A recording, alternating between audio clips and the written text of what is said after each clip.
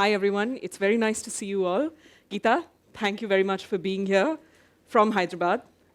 Um, there are people who live extraordinary lives, and there are people who write extraordinary books, and very often these two people are from different populations.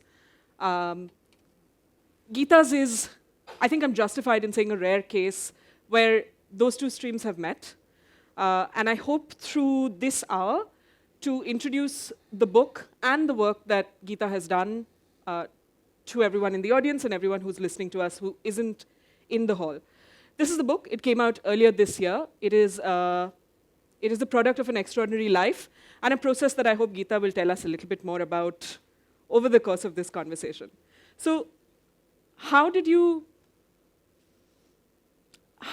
reason with yourself that it was time to write this book and that it was right to write this book? Very early on in the book, she says, that she spent, I think, maybe a lifetime thinking that it wasn't the done thing to talk about the work that you did. Yeah. In my generation didn't talk about the work one did. So all of it was like inside me and something to treasure privately. And after my husband died and I was going through a tough period, the psychiatrist I was seeing said, didn't you have happy times? And I said, yes, of course. She said, write about them. So I thought, yes, this might be, maybe therapeutic or something like that. And in about a month and a half, I wrote the first draft of the book. And then I felt happy, very happy. I felt very happy recalling those days. And then I put it aside. This was in 2017. I put it aside and didn't touch it till COVID came in 2020, I think. 2 months, everything was shut down, and I had to leave home because there was, I was outside the city with no help and 2 dogs. So I took the dogs and went and stayed in my friend's house, and she had an establishment, cook, and people to help. I had nothing to do, so I pulled this out and thought, is there something in it? Because I'm a publisher myself, I do have and I read a lot, so I do have a sense of, when you read something, you have a sense. So I said, is there anything? And I picked it up and I said, it makes a good story. Why don't I work on it? And I worked on it, and that was my second draft, which I still didn't think of publishing. It was not, I thought maybe I'll put it up on the net for younger people to read, not as a book, because it seems like nepotism, for a publisher to publish her own book. It seemed very bad form. So I sent it to Anand, who's a friend and, who's like one of the best or worst critics you ever know. Right. This is S. Anand of Navayana. Yeah, he's a terrible fellow. But he's one of the best critics I know. I sent it to him saying, is there anything in it? And next morning he calls me up and says, I'm publishing it. I said, this is not in your genre. You do Ambedkarite literature. No, I'm a Tamil Brahmin woman writing my story. He says, no, I'm going to do it. And that was how the book came about. Yeah. Right. The published book came to life. Yeah, I wasn't going to anybody else. I was sure of that. Right. I wasn't going to any other publisher. Yeah. Wasn't going to share the manuscript. I would have put it up online somewhere and say, whoever wants, you read it. But because it was Anand and I trust him. Yeah, it became something other than an addition to the public record. It became, kind of a living, breathing object of its own. And publishing with friends and friendship, I think, is quite key to the art of writing and of reading. But maybe we can talk more about that as we delve into your own life as a publisher. But I think maybe it'll be good for your listeners in Bombay to get a sense of the geography that we're talking about.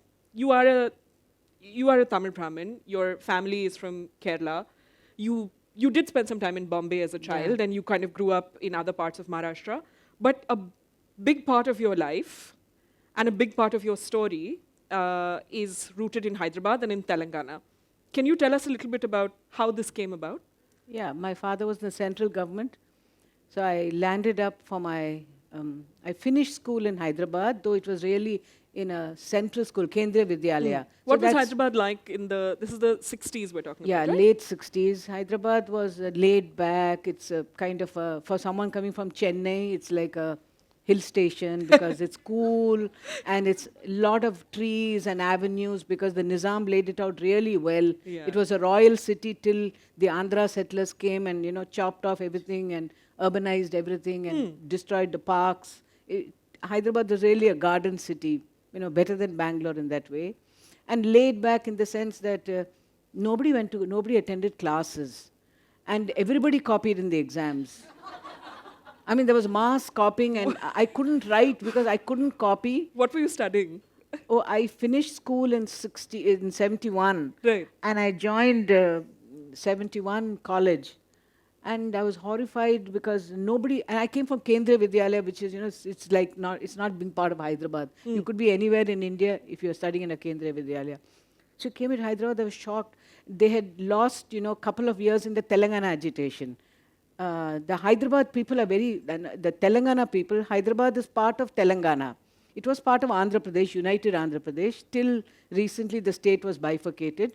But Hyderabad has always been the capital and the heart of Telangana, which is a larger, very distinct area, ruled by the Nizam and feudal in countryside, and very Nawabi in the city, so very laid back. Like if you want to engage, say you want to ask an auto driver, call an auto driver to take an auto to go somewhere, you have to ask him, Nawab Sahab, aap kahan jayenge? You can't tell him, look, I want to go here. You have to ask him, aap kahan ja rahe hain? It's like that. Can I join you on your journey to wherever? Wherever. Right. So there was this Telangana agitation. And one thing is, it's a very funny area in the sense that along with this laid-backedness, the people of Telangana are very militant. I mean, they've risen in revolt against all despots through the centuries.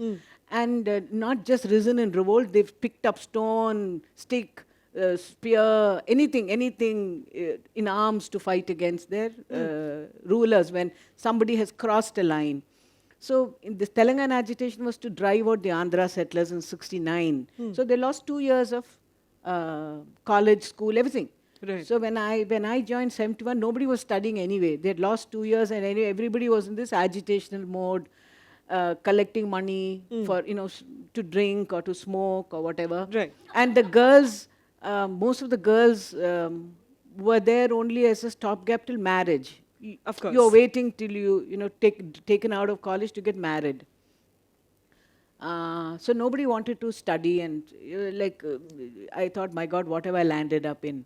And then there was I shifted to campus to get away from. I thought maybe the campus would be better, and there was this incipient left movement. There was this chap called George Reddy, who had mobilized people against the RSS, and who was not really Naxalite. He was not a Naxalite yet, not joined any group or any faction, but he identified generally with the anti-Vietnam, the anti-Vietnam war protests, with the New Left movement, with the Black Panthers, with the Naxal movement. He identified with all that and formed a small group.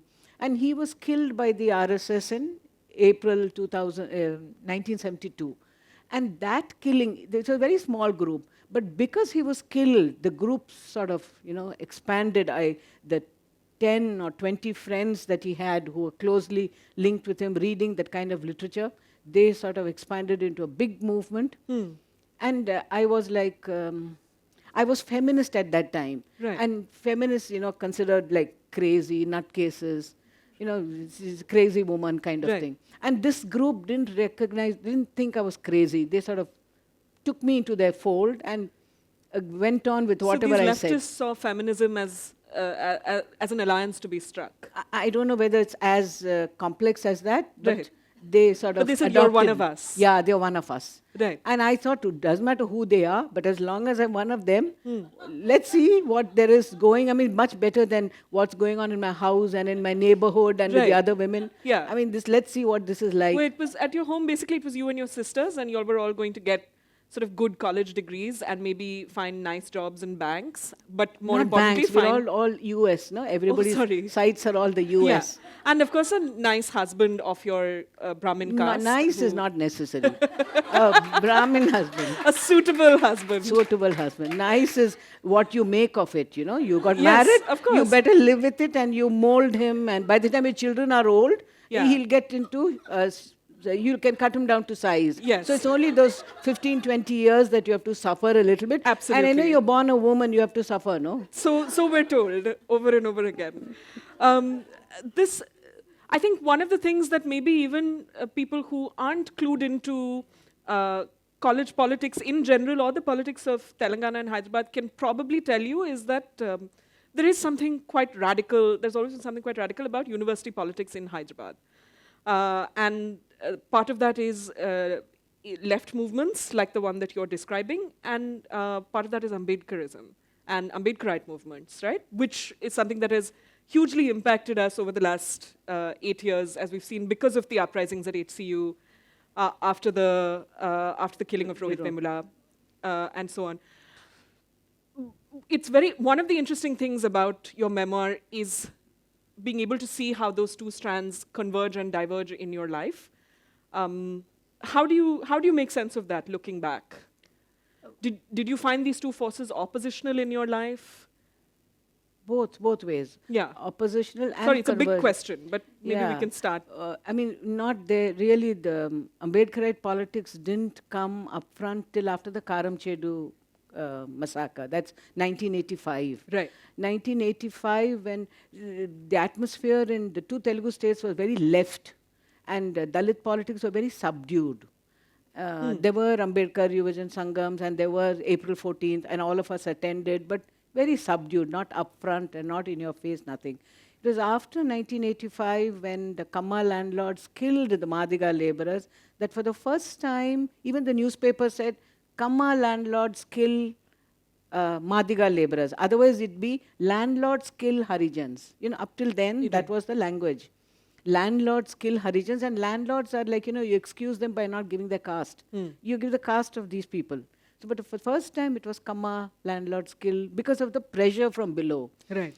And 85 was really a turning point because at that time, all the Ambedkarite organizations came out. They united loosely in what was then called the Dalit Mahasabha.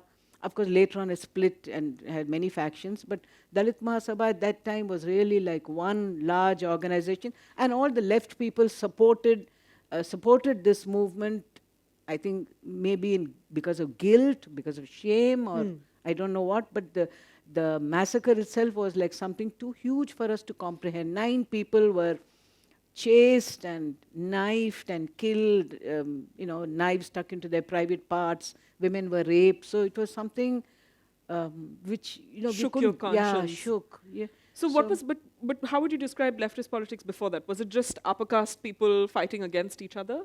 And it was upper caste people not fighting each other yet.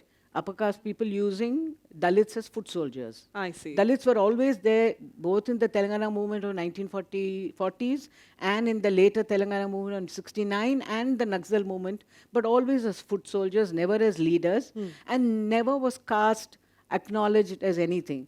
We formed, I think, the first young feminist group in India, the Progressive Organization of Women, which we started in Hyderabad. Which was allowed by the party, allowed because the party said, yes, go ahead with it. At the same time, there were Dalit students who said, why can't we form a Dalit students union? The party did not give permission for that. Right. So the party gave permission for a gender grouping, but not for a caste grouping. So yes, caste was like, you know, shoved under the carpet till Karamchedu, and after Karamchedu, it took some time for the leftists to come to an understanding, yes, caste is a huge issue which you can't say after the revolution we'll, you know, look into Deal with it. Otherwise, earlier it was after revolution, we'll look into gender, caste and everything. Now it was like upfront, and after 85, the left slowly came to terms with this, but by that time the Dalits had already grouped together, we don't care for you. You know, you're coming in so late, you know, you stay where you are, we'll carry on.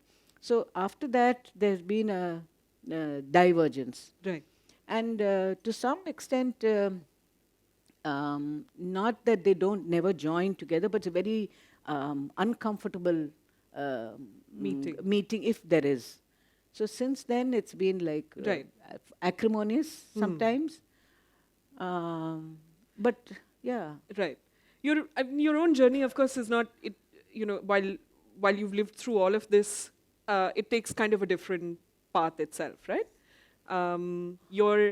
So you start off at this point. You're in college politics. You're a feminist. You're a Marxist.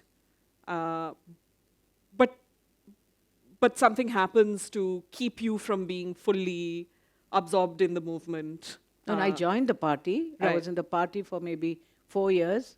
And then when emergency came, all the doubts that you had sort of, and the image that you had of the parties sort of came out. What happens is in a in a Marxist, in ML party, there are very strict protocols. You don't know what's happening in, the group next to you, because only that group and that person is supposed to know. There's all these protocols about cell security and technical something. Right. So you don't know what's happening elsewhere. And we are told that in the villages they are liberated.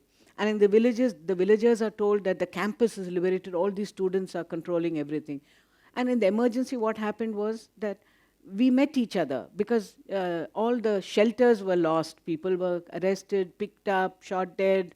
And so people had nowhere to go. They just went wherever they thought there was some friend. And so we met people from the forest, we met people from the trade unions, and then we discovered that the whole thing is a lie. That it's not what this rosy picture that the party is painting is not true. Revolution isn't close. Revolution is nowhere going to be close. And not revolution is close, the party is telling us lies. Yeah. Which was like it seemed such a betrayal of what, a party is telling us lies. And then when we tried to find out more things about what was going on, then really there's the repression of, the person who was who leading my party. When I said these things are going on and why were we told lies, and why are we behaving like this to poor people, leading them on to something which is not there. He threw a book like this across the room to where I was and said, you and I can read, they can't read. You and I are leaders, they are not leaders. So this is how we get people into the revolution, so they stay. You trap them into the thing and they stay. So there was those kind of arguments. And so also the question of violence. You see violence now, you hear stories of violence, not like hearsay or not glorified, but you hear someone telling you what happened in front of his eyes, and that's difficult to stomach. I mean, when you're very young, you can accept, you can this thing of violence as a way to revolution is something is vague out there. Yeah. But if something is in front of you, it's difficult to stomach, to accept that violence is a necessary part of. I mean, some people accept it, but you didn't. Yeah, I know. They were in. Those circumstances couldn't be defended. Right. There was an informer. That informer was a poor person, agricultural laborer. Yeah. And then you killed him because, for 10 rupees, the police gave him a toddy bottle and he's passed on some information, so you killed him. I didn't see the sense in that. Absolutely. What's the sense? This guy, he just wanted 10 rupees worth of toddy. Either you gave it to him or you didn't put him in a position where he had to trade information for 10 rupees. So if you did, that was your mistake, not his. And then you kill him on top of that. How can you justify violence like that?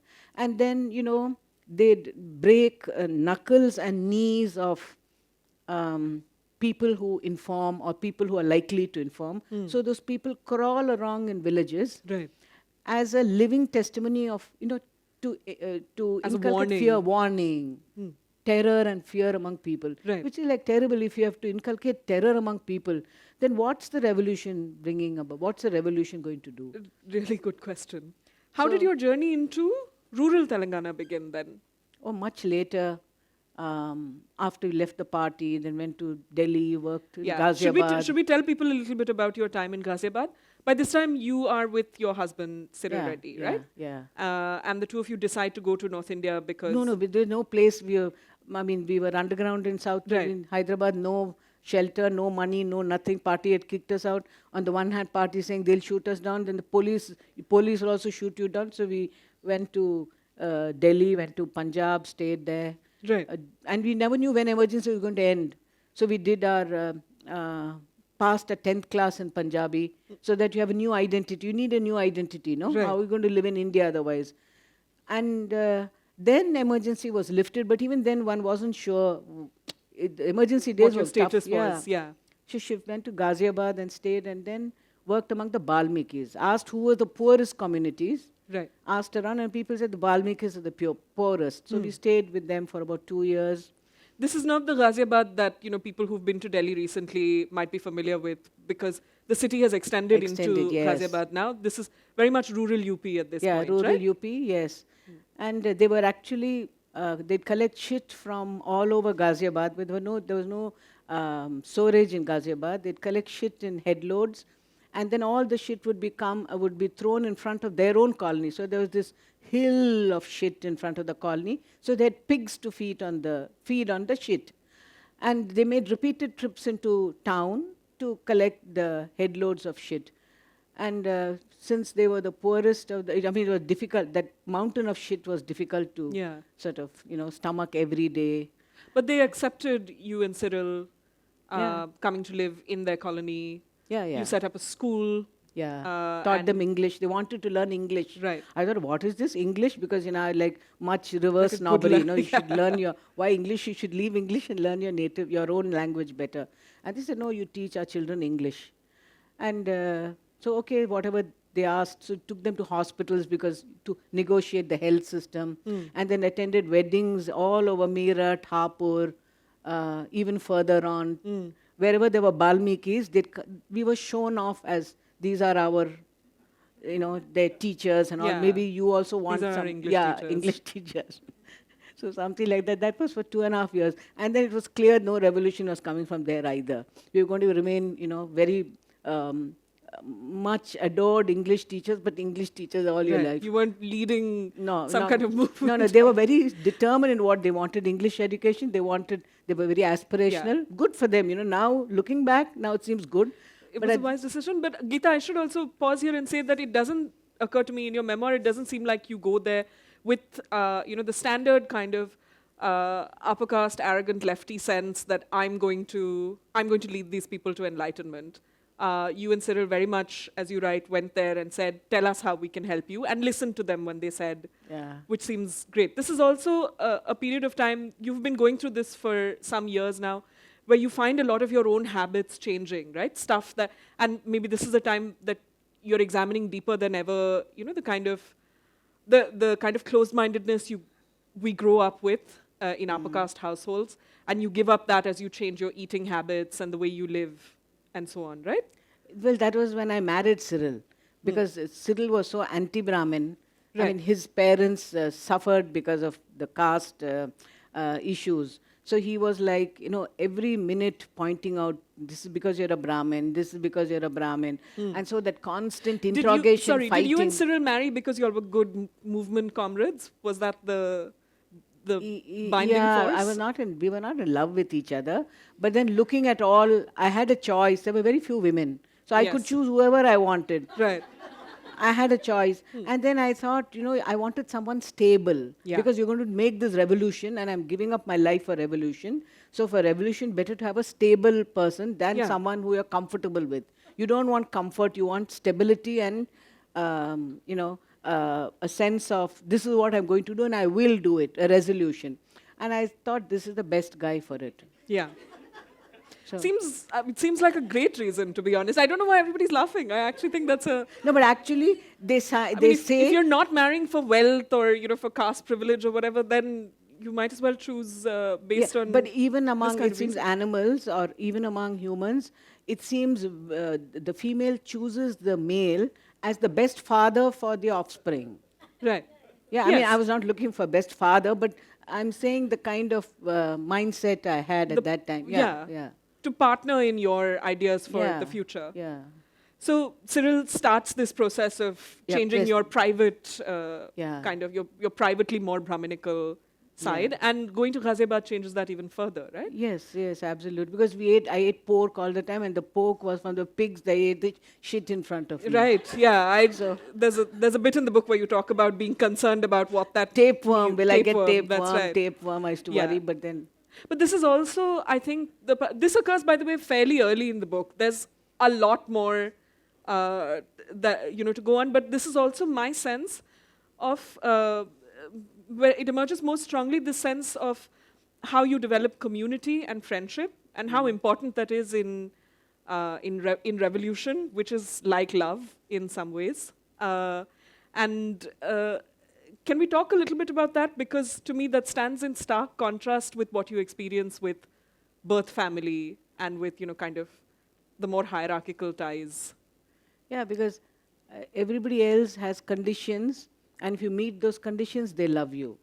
Yes, right? I mean, and that's as true of the Indian family as anything else, no matter what people like to say about it, right? Whereas the poorer communities, they accept you however you are, whatever you say, whatever. Because I'm mellower now, but I was like crazy when I was young. I'd say what I wanted to say, I'd do what I wanted to do, and if they accepted me for what I was in those days, that's a lot of love. That's a lot of unconditional love. I used to interfere in all the what they call langa panchayats. That is, when people have affairs, and then they'd say, no, this.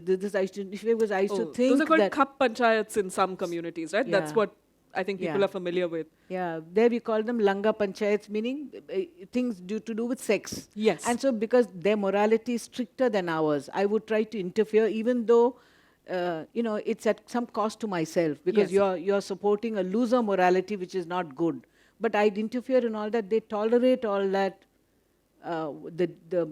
What I pushed forward, they tolerate, and they still love me, which I think is like so important to a sense of well-being to oneself, and then to be able to look forward to know what you want to do. Yeah. And so it was not just here. Even in Ghaziabad, there was this great sense of love. Yes. We did. It's not as if we didn't try to talk about revolution and caste struggle and all that. It's not as if they just brushed it aside. ये लोग ऐसे बात करते हैं, वो छोड़ दो. जो उनके अच्छे चीजें वो ले लेंगे. ये जो बोलते हैं वो उनके मतलब. Right. Let them talk about revolution. We'll take what we have. We'll take what we can from the crazy things. So, that but they're that's saying also a lot of doing. love, no? Because in your own home, if you talk to them about, say, say my brothers-in-law support Modi, and I say, how can you support Modi? You'll have to leave the dining table. Yes. They're not going to tolerate your criticism of Modi, right? They're not going to say, okay, she dislikes Modi. That part is there. She's got a good part. They don't do that. You have to leave the dining table. So I'm just contrasting that with the poorer people who you come with so many dissenting opinions. They don't mind. They say, okay, chalo, all that is there. We'll put that aside. But what is good, we'll take. Right. If you're in the mood for it, and if everyone here is in the mood for it, I won't request a long reading, but just a little bit, just to give you a sense of how time and again, this amazing sense of community and friendship, which is not bound by blood ties and not bound by kinship, has functioned in Gita's life. Gita, just this little bit that we talked about, it's on page 331.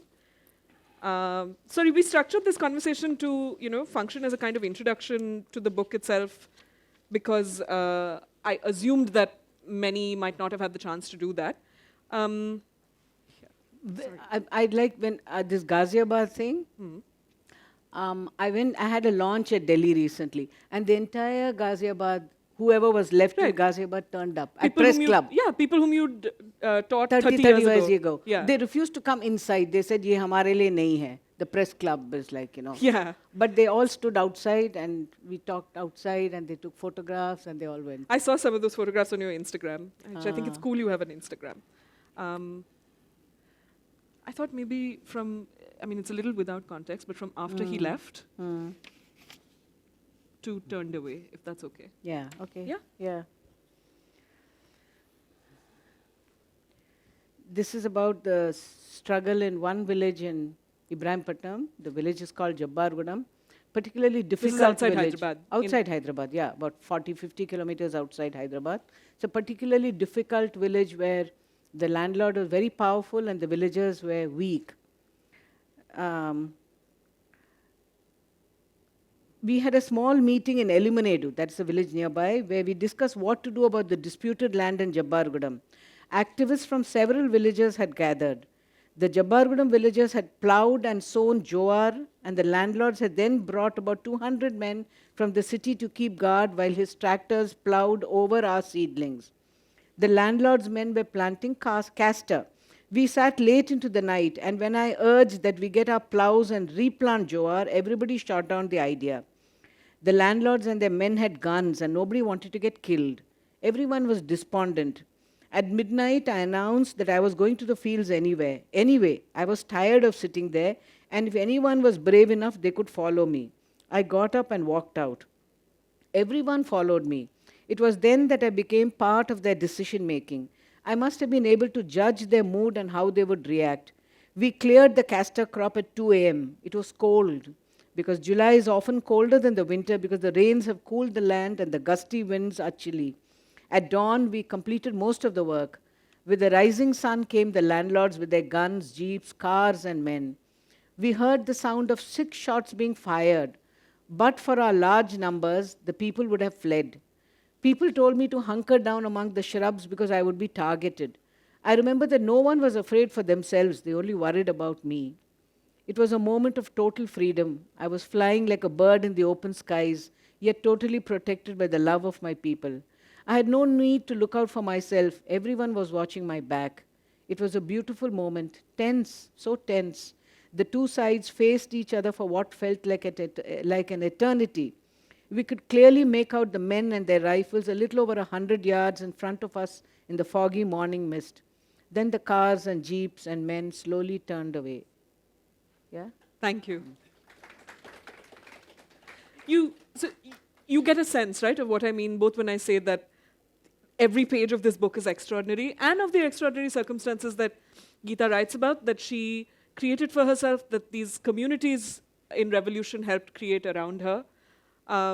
This is, of course, now we've moved away from your time in Ghaziabad. You've come back to Telangana. You're working in Hyderabad, and then you go out and work with Dalit movements that have started pushing back against the cruelty of these landlords in rural Telangana. And then that becomes a big part of your life through the 80s, right? Yeah. And at the same time, and that is when your career as a publisher also begins, am I right? A little earlier. Right. Yeah. I put it on Can we talk a little bit about the Hyderabad Book Trust? Yeah. When we returned, when it was clear that the Balmikis are not going to help us make revolution and all, we came back to Hyderabad. And by that time, it was clear that nobody was going to shoot us down. We came back to Hyderabad, and while, the thing of still working full time for some change or some revolution was still there, we had to do something in the meanwhile to keep the pot boiling, so to say. Not so much in terms of a career, but to keep networks and to go around looking at what is possible. So we started this publishing in Telugu.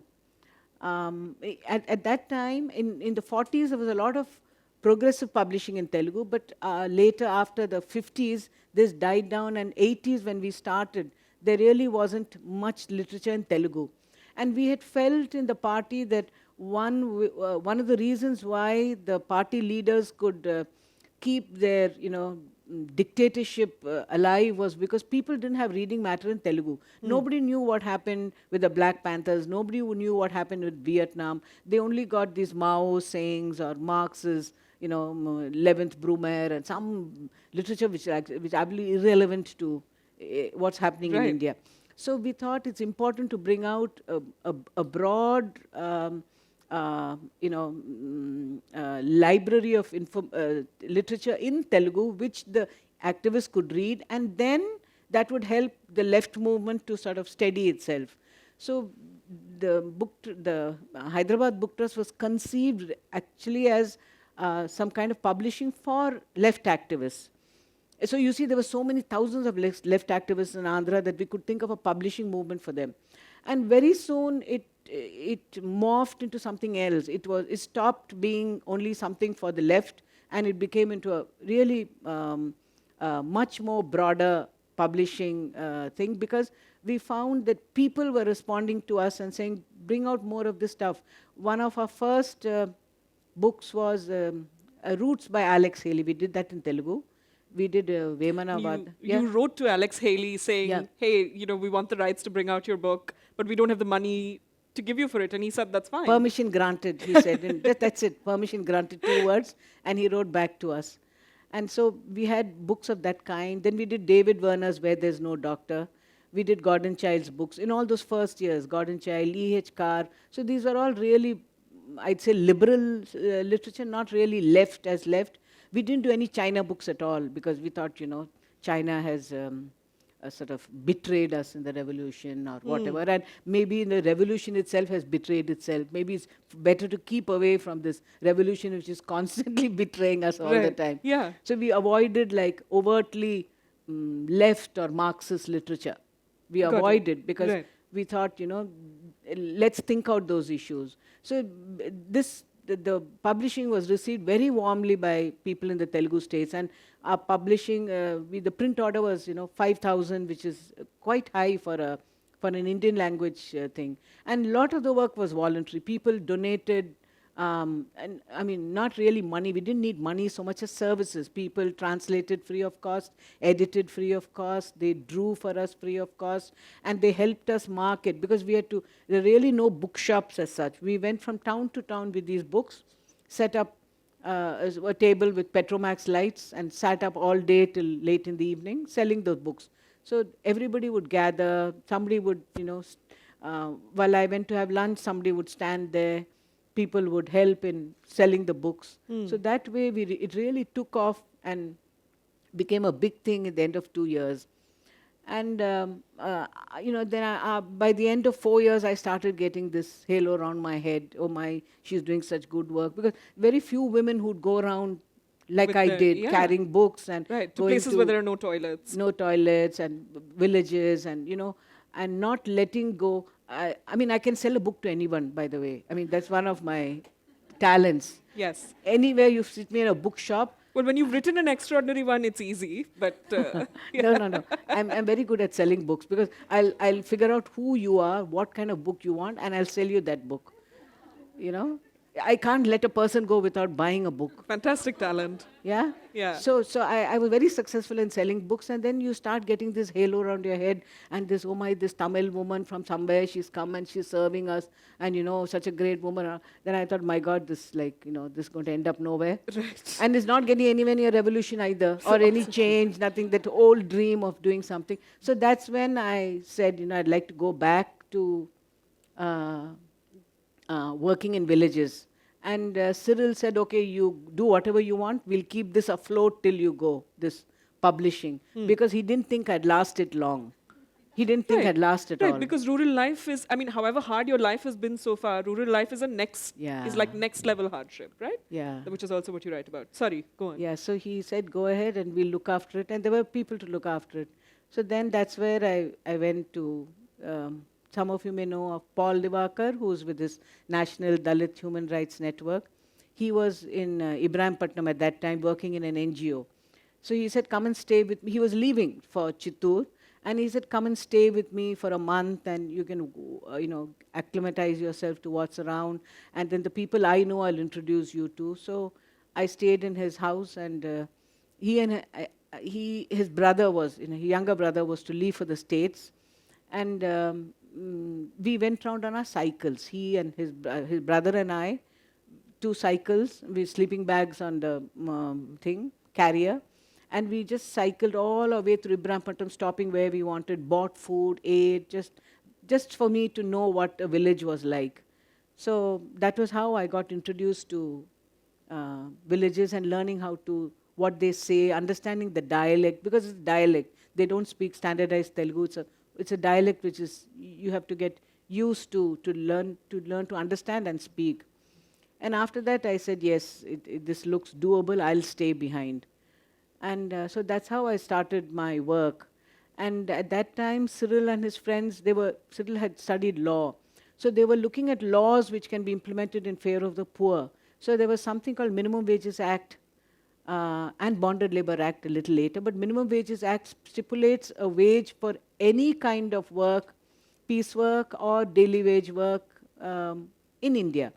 And this act was not being implemented in the villages. So it made sense for me when I talked with people and they told me their wages were like 8 annas or 2 rupees a day, whereas the minimum wage was 8 rupees at that time. So I used to go around villages saying, look, this is the act and this is what you're getting. And somewhere in some village, it sort of, it caught fire that, this is what we should be getting and we're not getting it. And they struck work for 3 days, they struck work. And they just said, you just sit and talk to people about the act. We just sat in the village center. They all struck work. They sat, I was sitting along with them. Whenever people ask them, you tell them this is the law. That's all. You don't open your mouth. You don't tell anything else. Just tell about the law. And the third day, the landlords came, negotiated, compromised, and the wages were raised, not to minimum, but to double of what they were getting earlier. After that, this sort of picked up like wildfire. And then the movement really started. Every village started calling us. And they said, you just come. And I didn't know anything about villages. I mean, who are the people? Who are the laborers? Who are what? Nothing. They said, you don't need to come do anything. You just sit like a doll there. And when they say, what is the law? You tell them about the law and then just shut up. Don't interfere after that. We'll organize the strike. We'll do everything. You just tell them about the law and keep quiet. Yeah. Because you don't know what's happening in the village. You don't know who the landlords are, how these are. So that's what, I did for some time after that. And then it really picked up after that. And I started observing more things about the village. See, because my role was really to keep shut and listen. So I listened a lot. And when I listened a lot, I found there were so many other things that needed to be done. And that's how I think I started my journey into working with agricultural laborers. We set up a trade union for agricultural laborers. And we set up a very successful trade union in the sense of we achieved a fair rise in minimum wages. We could completely abolish the bonded labor which was existing at that time. We got all our children into school. We interfered in both the formal schooling system and in the health system to somewhat ensure some access for people. And then the government programs for which people were entitled to and which were really sort of, earlier, it was all based on which party you're supporting and, how powerful you are that you can get your name onto a list. We ensured that all that was based on the poverty of the household. And as we were doing these things, we got involved in the land struggles, which I think in any village, even today, I think land is still the key question, the control over land. And it's not as if India has no progressive legislation. The legislation may be wanting in certain aspects, but no person can own more than, depending on the state, 20 to 50 acres of land. Right. But we still know that hundreds of acres are owned by people, Benami names, different names, and land is controlled by very few people in the country. While majority of farmers are poor, these majority, 80% control hardly 20% of the land, whereas just like in any other property asset area, much of the land is controlled by very few. So we worked in these, I worked in this land issue that was my major work really. The wages and the other ones were just like starters, because this was the key, the driving force, right? Driving and everybody force. you worked with, like this was the most elemental problem, the landlessness. And it united the scheduled caste and the backward caste. Right. Earlier, because the wage laborers are mostly scheduled caste, but here in the land struggle, the poor peasants also joined to fight against the landlord. Yeah. So the backward communities and the scheduled caste joined, and to some extent we were able to, eat together. The castes were able to eat together, cross that caste barrier. Yeah. Children, I mean, Talk about solidarity, right? Solidarity. Just blowing and right then past lots of girls running away with boys from the other caste, which we supported. Got a them married. key part, I think, of social revolution is intermarriage. Yes, as Ambedkar himself said. And there's so much extraordinary detail about this aspect of Gita's work, as with everything else. And I have some questions about that, but I think it's only fair that we also open it up so that anyone in the audience who has questions can join the discussion with us. I will take questions and then maybe also slip in more of my own. Yes, person at the back. Thank you. Can you wait for the lights to come on so we can see you? Thank you. alludes to you. I'm really impressed and I feel very small when I compare myself to you. But I want to know the economics of your life. How do you sustain yourself? Who pays your bills if you're busy doing all this? Oh, uh, yeah, when we went to the party gave us 40 rupees a month. Yeah. So that sustained us. And then we lived very Spartan. I mean, I still live, I never buy clothes. Even today, I don't buy clothes. Somebody you visit or somebody comes home and says, my God, you're wearing this, and then I'll get a new set of clothes. I mean, people have always given clothes. Yeah. Yeah. I mean, you only wear hand-me-downs. That was the thing. And then we don't eat mutton, we eat beef. We eat the cheaper meat. And then, I mean, that was how it was set. So you had the party money and you had these kind of Spartan attitudes. Then when we went to Ghaziabad, Cyril's brother who was in the IAS, I mean, now look, this is coming, it's very easy for me to say all this because I've got a lot of social capital behind me. I've got 4 sisters who stay in the United States. Not that they support me, they're all like, you know, this woman is sort of washing all the family laundry in the public kind of thing. But still, it is. They don't want to see you starving. No, they don't want to see me starving. Yeah. And my husband's brother was in the IAS, so, you know, we had a stipend of some 300 that time. And then when we came back to Hyderabad, when I started work with the Hyderabad Book Trust, I got a stipend from the Hyderabad Book Trust, 500, which is like royal, you know, in 1980. 500 is good enough to live with if you take up a small room. And then your other needs are met by friends. You know, if you want to eat a good meal somewhere, somebody is going to give it to you. You don't have to, you know, cook good meals for yourself in that way. Clothes are given. Medical treatment is free because there's always some doctor who's willing to treat you for free. So when you don't have a child, I think life is easy. It's only after the child comes that, you know, everything you have to cost and say budget and all that. And when I worked in Ibrahimpatnam, I had a stipend from Shruti, an organization in Delhi. They gave me 1,000 rupees a month, which was like, you know, lots of money. And food in the villages was free. No, you didn't have to pay for anything because people gave you food to eat. So what really did you need if you don't have children? You don't need clothes. Your food is paid for. And if you need to see a movie, somebody takes you out for a movie. See, I mean, you don't have to pay for a movie. And you really don't need much money. So we got on fine like that. Money was never something which worried. Oh, but it's a life free of all those worries. Yeah. Like, when am I going to see a movie, or when am I going to eat a good meal? Because you need not do it yourself. Somebody else is there for you. Nah. It's so easy when you're coming from, if I was, say, born in a Dalit family and all, then, as you say, it's a, you know, I'll have to, it wouldn't have been easy. I wouldn't have rich friends. But yeah, I have rich friends all the time. Now, all my friends have left the Naxalite movement and somebody has become, you know, he's Mercedes-Benz, selling Mercedes-Benz cars. Somebody else has joined the IAS. Somebody else, and they're always willing to give you a meal or clothes or anything. So that's quite nice. Why not? Yeah. Did someone raise Sumana? Please. Since I've read the book, I just wanted to ask you, you've really charted in a very short time, your whole journey of activism. But obviously, you had to break away from your family. So could you just talk Yeah. a little bit about the toll it took, what happened, a little bit about that? If you're in the mood for it. Yeah. Because you do talk about it in the book. Right. Yeah, it's not easy, you know. I mean, at that time it was easy breaking away from family because you had ideals to fight for. And you felt it was not rational what they did.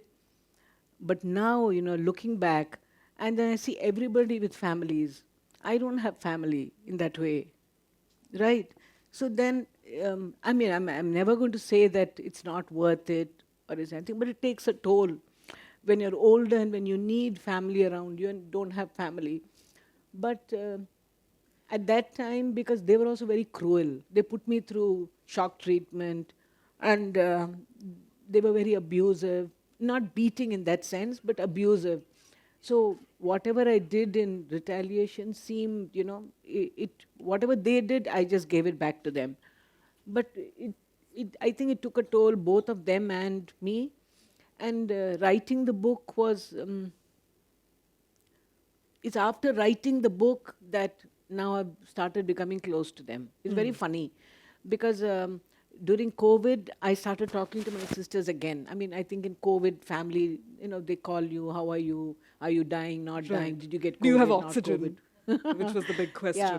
And then I said, I'm writing this book. And then they said, my God, you're not to write it while we are alive. After we all die, you publish it. I said, that's not possible, I said. But I'm not going to be malicious. I don't want to be malicious. And I think, my parents, I forgave them because they didn't know what they were doing. And they belonged to some generation which had some fixed views. But you people were educated, you were employed. They're all like postgraduates, doctors. How could you have sort of, allowed them to do what was done? And then they said, my parents, my mother was particularly bent on saving me and they had no choice. And so we talked about it. The first time after 40 years, we talked about it. And then I think my eldest sister said she should do it. She should write her book and say what she wants to say, and nobody should interfere. I mean, she sort of voiced it, and I think everybody kept quiet.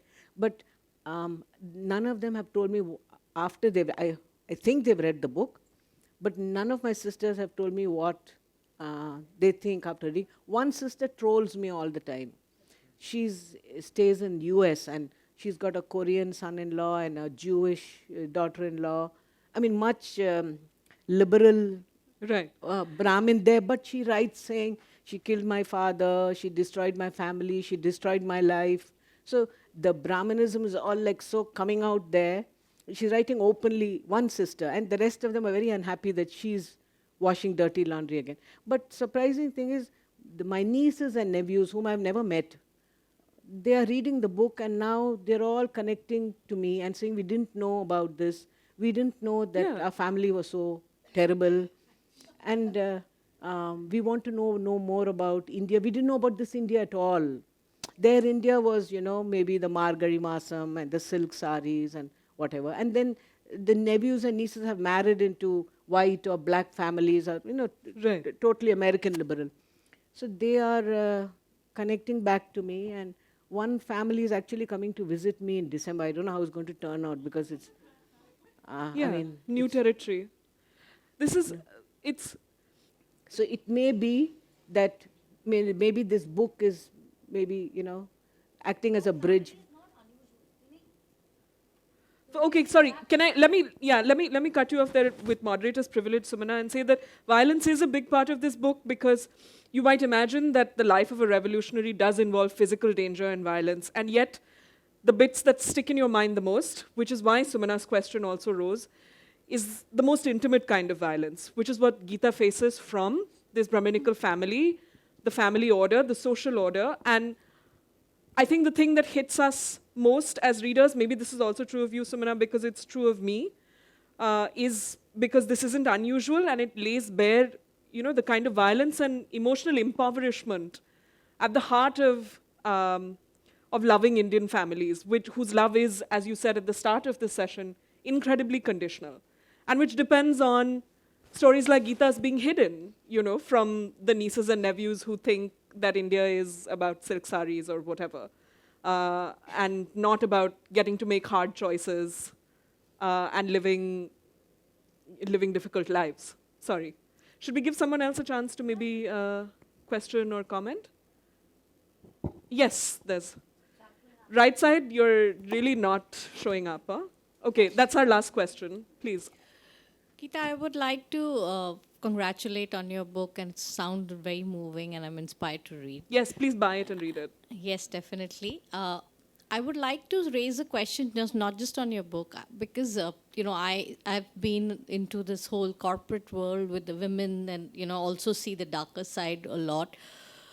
I would like to hear from you how different is it now from what you were doing at that time? Is it changed, or we're just scratching the surface? We're still the urban, story that things are getting better for women, really, or is it really? Is the change really happening? Oh, you're asking about women. Women and the whole, there's a lot of things about inclusiveness, Equality, for the caste, social equality is what social you're asking equality about. of Okay. women or the caste, or it's just still in the books. No, I think where the oppressors are concerned, nothing has changed. They're still continuing with the same mindset. Yeah, largely. There are always outliers.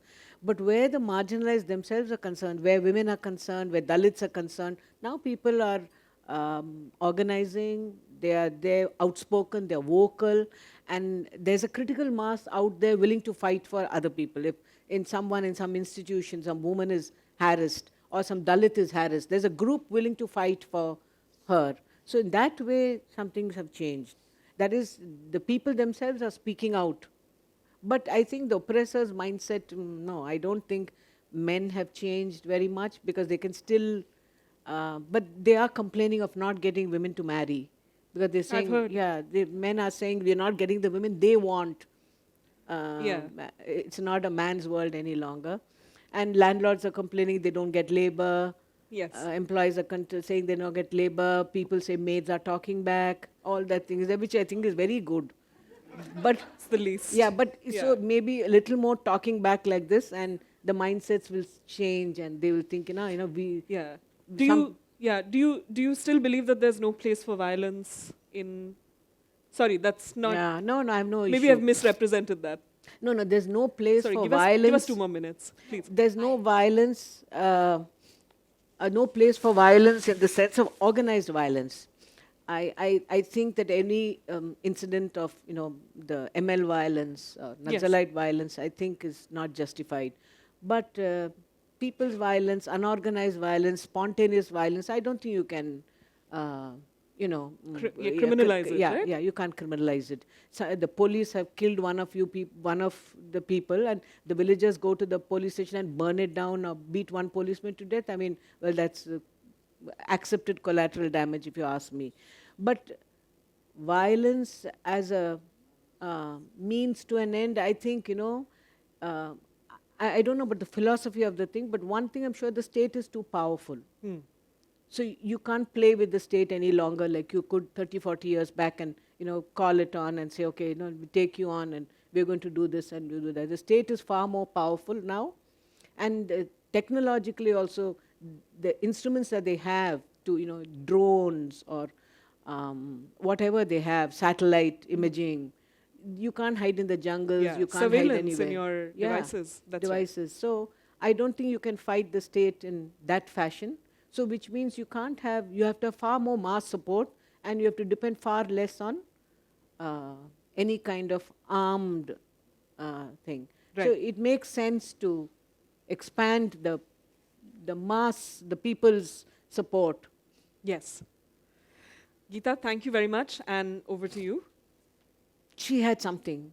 I have a question to end on. How do you remain hopeful? Oh, because we are people. I mean, as long as we are people and there's breath in us, we are hopeful. I mean, how can you not be hopeful? Yeah. And I meet so many of you today. I'm like so amazed that there are people of your age. You said you were 38 and you were something else. And I said, my God, there are these young women out there and they're doing such fantastic things. How can I not be hopeful? And then you go out and you find people talking back, somebody not behaving well with a canteen worker, and the canteen worker is talking back, and you say, 30 years back, they sort of cringe like this and walk away. And people are talking back, and I think that's so great. I am full of hope. I don't see how you can't see hope. So, okay, the enemy seems like so powerful for you. But even in our time, the enemy, remember in emergency, Indira Gandhi was invincible. Yes. She was called Durga Mata or something. And so people took her on, so what? And her grandson is now walking the streets of India, yeah? Yeah? So what do you know what's going to happen to the present dispensation? I mean, the people who are ruling are not the issue. We are the issue. How we fight is the issue. And you can defeat any enemy, however powerful they are.